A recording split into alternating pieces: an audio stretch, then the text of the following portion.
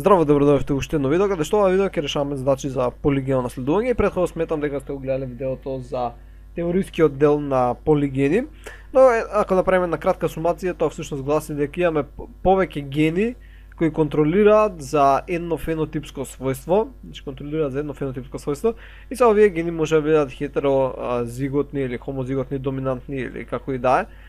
И сега зависи од колку доминантни алели имаме или колку рецесивни, толку ќе биде изразено фенотипско својство, дали ќе биде поизразено или ќе биде помалку изразено. Сега имавме адитивна и неадитивна полимерија. И ова сега што го кажам всушност важи се за адитивната, така и неадитивната, и да имаме еден алел, тоа ќе се изрази потполно фенотипското својство.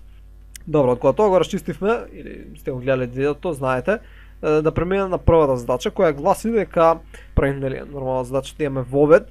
Воведот е дека бојата на кожата е определена од 3 до 4 пара генски алели, и што поголем бројот на гените кои определуваат белата боја на кожата ќе биде помалку пигментирана и обратно.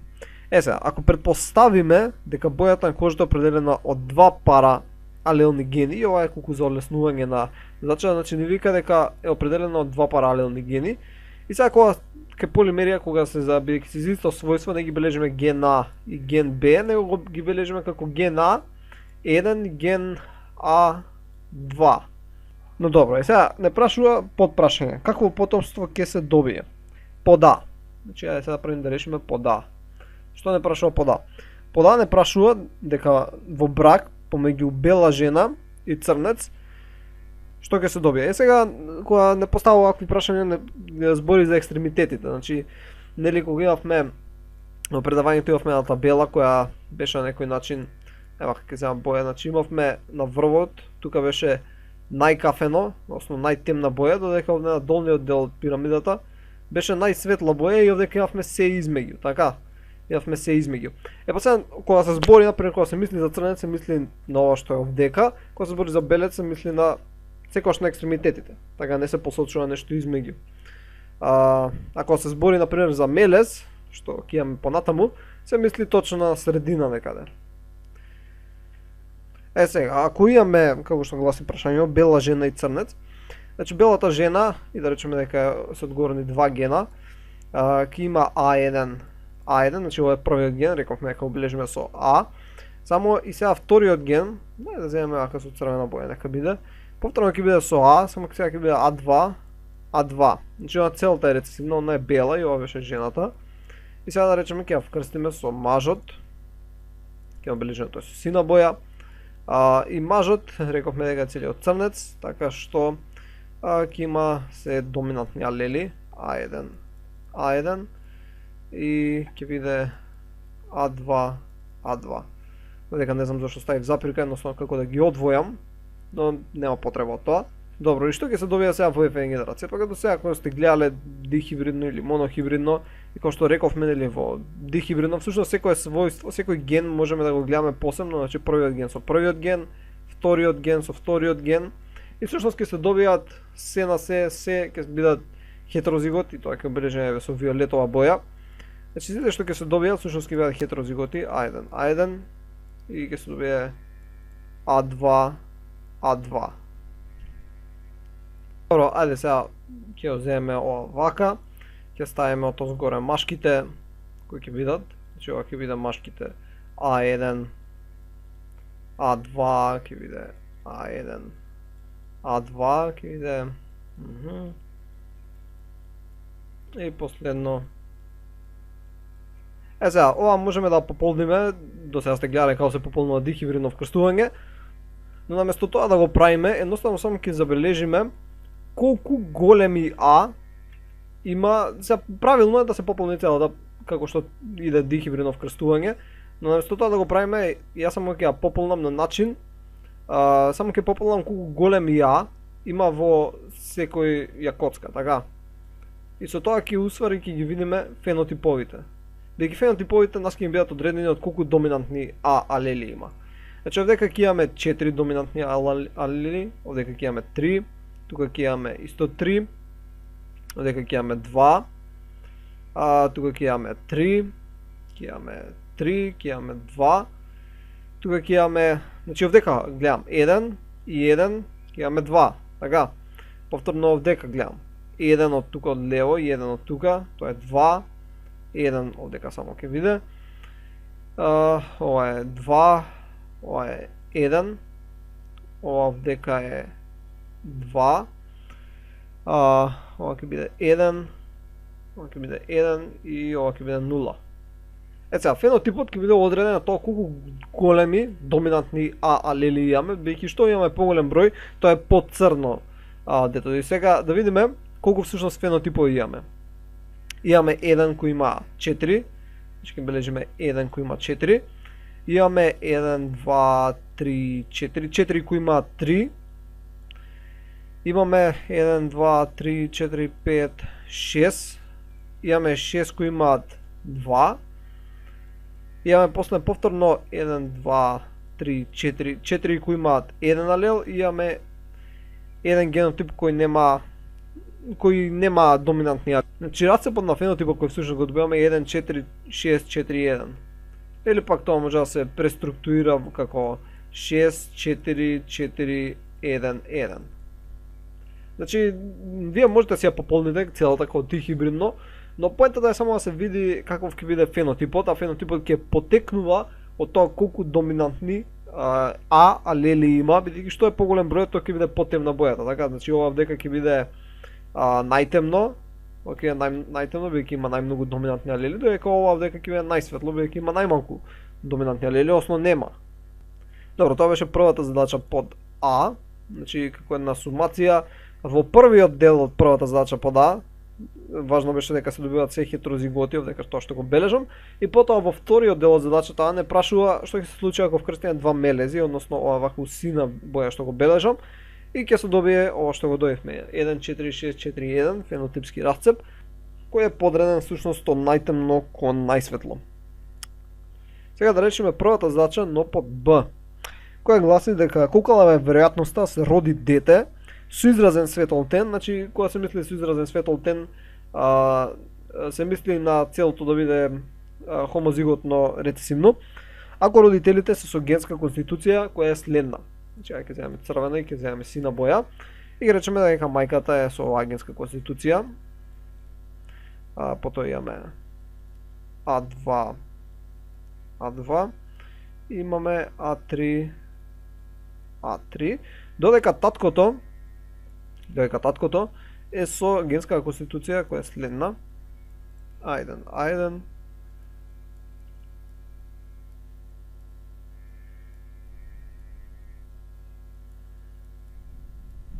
Сори, ова најверојатно треба да е вака, пренет доминантниот. И ова вдека е мало А. И сега ни кажува да извршиме вкрстување и да определиме која е веројатноста дека детето ќе биде со целото хомозиготно рецесивно. Ајде тоа да го направиме. Значи првин треба да напишеме дека ова вдека е парентерална генерација, ова дека е женското, а ова дека е машкото. И сега да ги определиме гаметите. Значи гамети пишувавме дека со Г. И сега дека видиме имаме А1 големо, А1 мало, А2 големо, А2 мало и овдека имаме само А3, додека од кај другиот родител имаме само А1, имаме А2, А2, А3 и А3. И сега кај мајката, кога ги направиме сите комбинации, тоа ќе биде А1 големо со А2 со А3, А1 големо со А2 мало со А3, А1 мало со А2, А3 и А1 мало со А2 мало и А3 мало.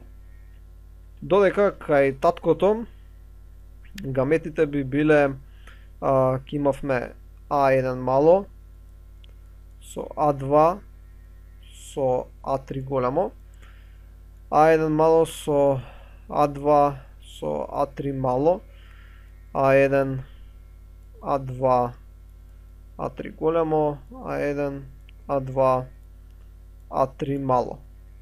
И сега овие треба да ги нанесеме на планетова мрежа. Добро, значи еве планетовата мрежа. Е сега наместо да пополнуваме цела, само гледаме тоа што ни се бара, не прашува колку е веројатноста да се роди дете кој ќе има изразен светол тен, значи кој целиот ќе биде рецесивен.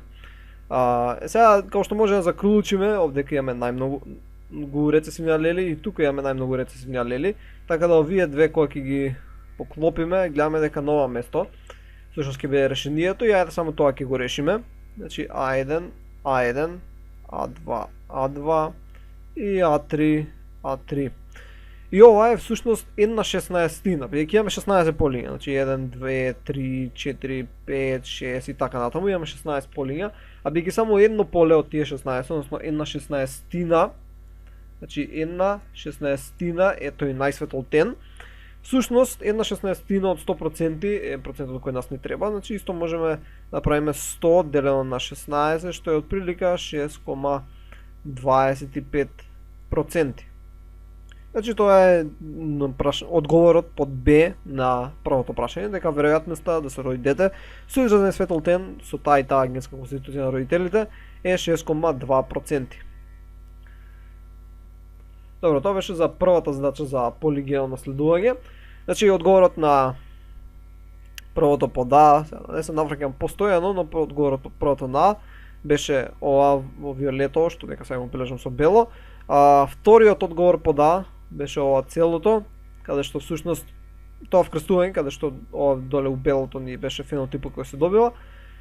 И под Б, каде што треба да вкрстиме ваков со ваков родител, ги запишуваме гаметите, така гаметите ги нанесуваме на панетова мрежа, дека доле како што гледате, и после забележуваме дека всушност една од 16 комбинации е всушност таа со најсветол тен и дека тоа е.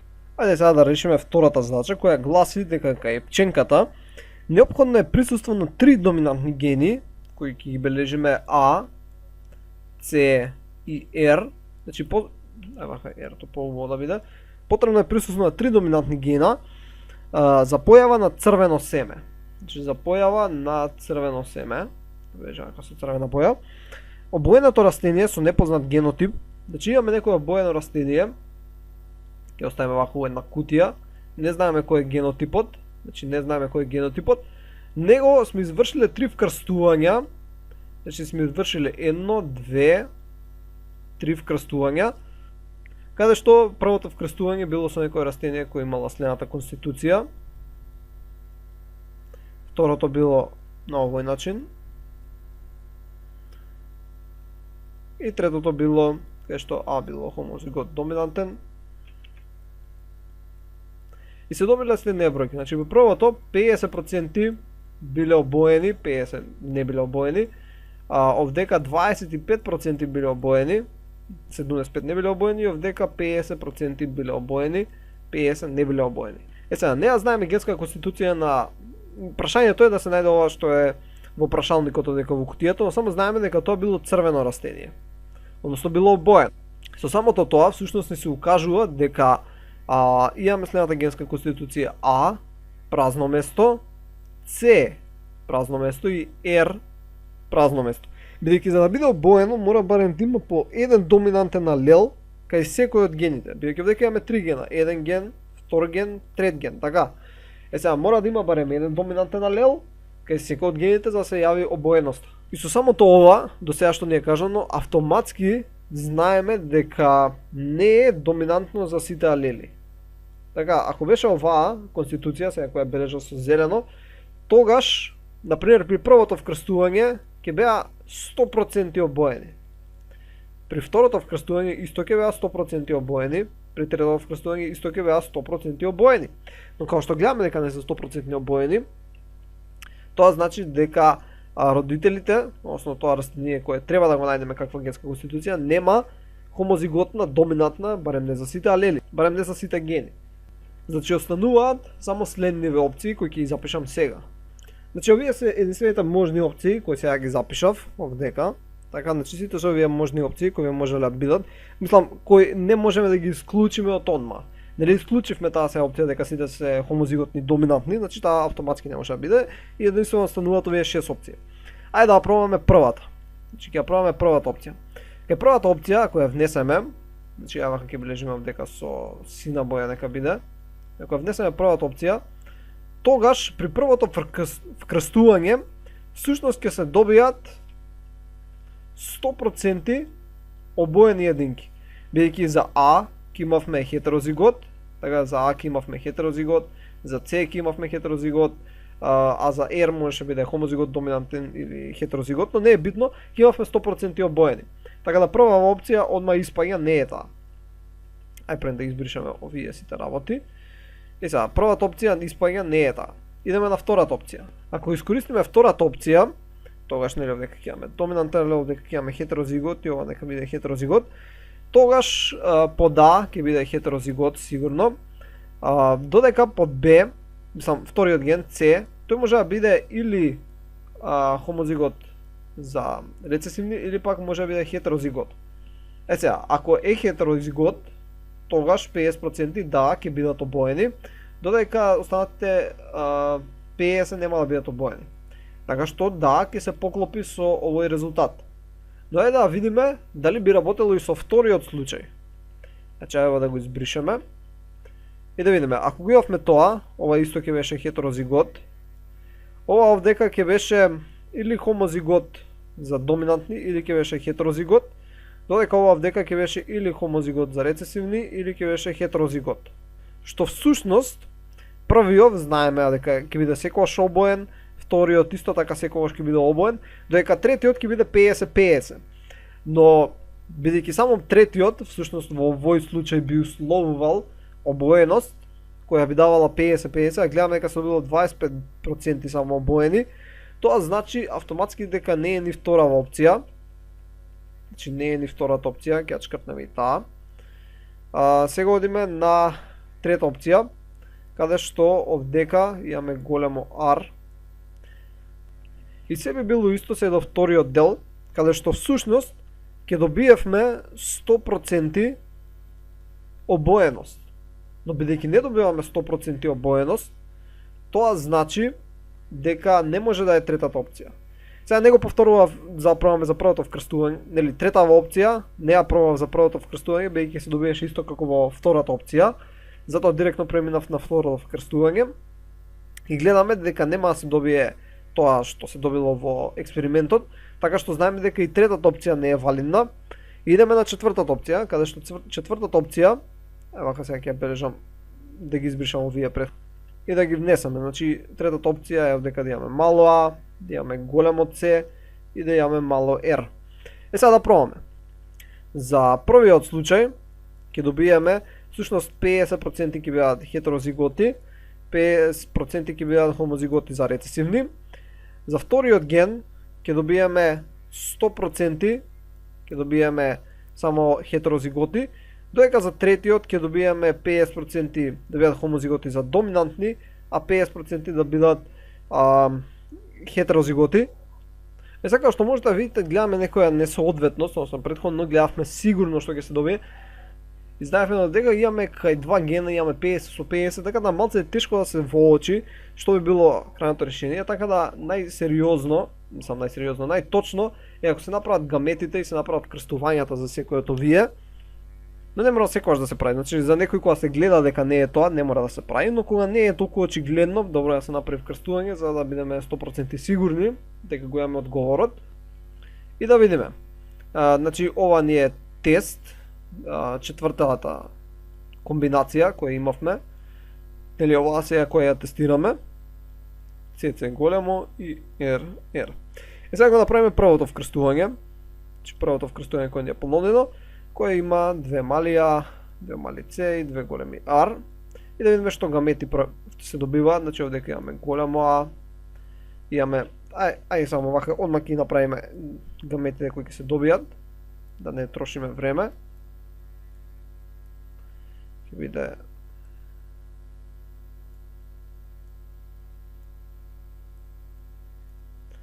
додека овдека имаме само една гамета.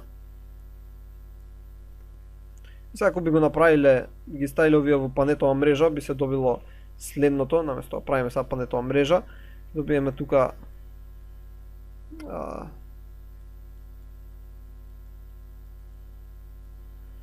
за ова ќе добиеме големо А, мало А, големо С, мало С, големо R, мало R. За ова две мали А, големо С е мало С, две големи R, и овде ќе имавме две мали А, големо С, мало С, големо R, мало R. Сега, како што можеме да видиме, во овој случај и во овојов дека ќе имаме обоени растенија, значи ќе бидат црвено обоени, додека другите нема да бидат обоени, ако ќе ги земам со бела боја ќе ги бележам. Значи овие два случаи нема да бидат обоени, но тоа е всушност 50 спрема 50. Така што за првото вкрстување оваа комбинација работи. Ајде да пробаме за второто вкрстување. Значи само вака ќе го запишеме дека ова е сега второ вкрстување, каде што ни биле понудени гаметите кои се следните. Мислам генетска конституција која е следна. Сега само одма ќе запишеме гаметите кои се нудат, А мало С големо R мало. И сега ќе пробаме со гаметите кои се од четвртиот, всушност четвртата комбинација, нели, која тестираме, да не ја запишувам повторно, значи само ќе напишам гаметите. Имавме А големо, С големо, R големо.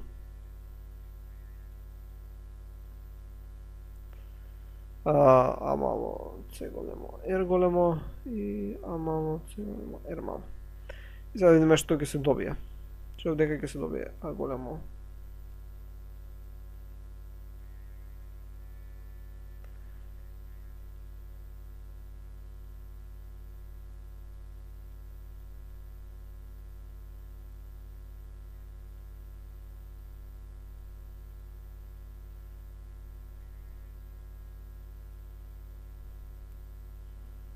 Односно да видиме сега колку всушност се добиле обоени. Обоени се добиваат само во овој случај, што е всушност една четвртина, што е 25%. Така 25%, што толку и се добило кога правиле вкрстување. Така, значи овдека гледаме дека се добиле 25%. Сега да видиме за последното вкрстување. Значи за последното, трето, вкрстувањето било со ова конституција на R мало, R мало. И сега ги направиме гаметите за примерокот.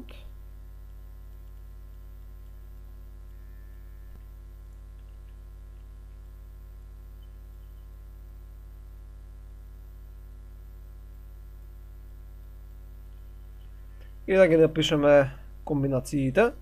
Значи овдека всушност имам, добро, не е грешка, него да видиме која гамета, значи ова ќе нуди вака само овдека ќе ја запишам А големо, С мало, R мало. И сега кога ги напишеме комбинациите, отиваме се понаму, ќе биде А големо, С големо, С мало, R големо, R мало. Второто. А големо, С големо, С мало, R, А мало, А големо, А мало, С големо, С мало, R големо, R мало и А големо, А мало, С големо, С мало, R мало, R мало.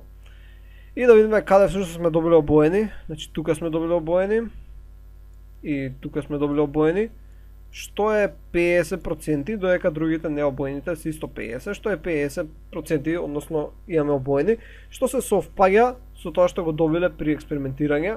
Значи овдека го гледаме бројот кој го добиле при експериментирање, така што всушност го најдовме решението. Оваа четврта комбинација која направивме, овдека доле, ги знам подевелачетка, значи четвртата комбинација која направивме одговара на сите три вкрстување кои ги правеле и ние добивме резултат кој се совпаѓа со нивните.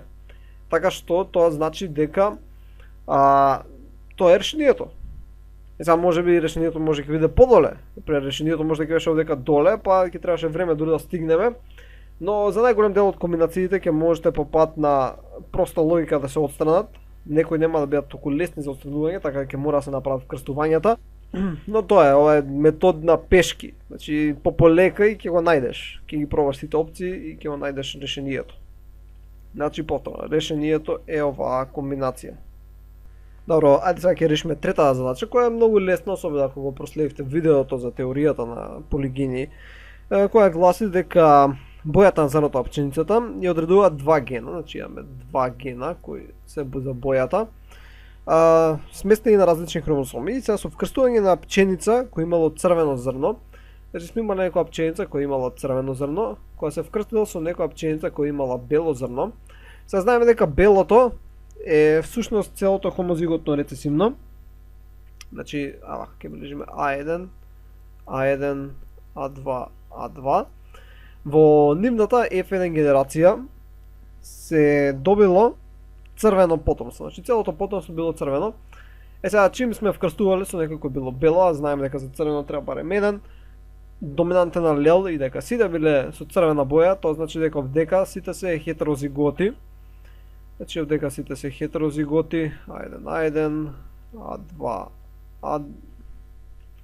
А2. Тоа значи дека овој овдека родител бил всушност хомозигот за доминантни. 2, 2, 1, 1. И се добило тоа. Сега, со меѓусобно вкрстување на припадниците од F1 генерација, значи ако ова сега го вкрстиме само со себе, со некој друг припадник од F1 генерација, кој исто е A1, A1, A2, A2, добиено потомство со црвено и бело зрно во однос 15:1. Значи 15 биле со црвена боја, додека едно било со бел. Сега, овој однос е чист пример за неадитивна полимерија, дека го зборавме тоа во видеото со примерот со капсела Bursa pastoris, или не знам кој пример го дадов таму, но поентата кај неадитивна полимерија е што кога го имаме генотипот, така имаме алели 1 алел, 2 алела, 3 алела, 4 алела и така натаму, ако имаме само еден алел кој е доминантен, другите може сите да се рецесивни, ќе го имаме црвена боја. Значи само еден да е доминантен. Што значи дека во сите генски комбинации кои ќе ги добиеме со ова овдека вкрстување, ќе имаме по еден доминантен алел, освен, нели вака кога се прави табелата, така кога ќе направиме сега табелата, само таа овдека доле десно во ќошот ќе биде целата рецесивна, таа нема да има ниту еден доминантен алел и таа е всушност оваа кецот, додека се останато, сите 15 овдека, ќе бидат барем ќе имаат барем еден доминантен алел и до тоа ќе се добијат 15 црвени единки. Сега ние ќе направиме вака табелата. Значи ова ако ставиме овдека дека е P, видиме кои гамети ќе ги добиеме. Значи овие се гамети кои се добиваат, сега правилно е да се пополни целата оваа панетова мрежа, која всушност работи принцип на дихибридно вкрстување. Но наместо тоа да го правиме, само ќе бележиме колку доминантни алели имаме. Значи овдека ќе имаме 4 доминантни алели, овдека ќе имаме 3, тука ќе имаме 3, тука ќе имаме 2, значи 2, 3, 3. Како ќе да другите, овдека ќе имаме 2, 2, 2, 2, 1, 1, 1, 1 и овдека ќе имаме 0. Сега таму кај што имаме 0, всушност ќе биде со бела боја, веќе нема ниту еден доминантен алел, додека сите овие други ќе бидат со црвена боја и всушност го добиваме тој однос 15:1, што е класичен за неадитивна полимерија, односно неадитивно полигено наследување. Зори добро, тоа исто е полигени и полимерија. Добро, и тоа беше за задачите од полигено наследување, односно за полимерија. И како секогаш, ако имате нешто нејасно, пишете во коментар, или пак може би сум направил некоја грешка, и така. Добро, се благодарам што гледавте и ќе се видиме во наредното видео. Дојдување.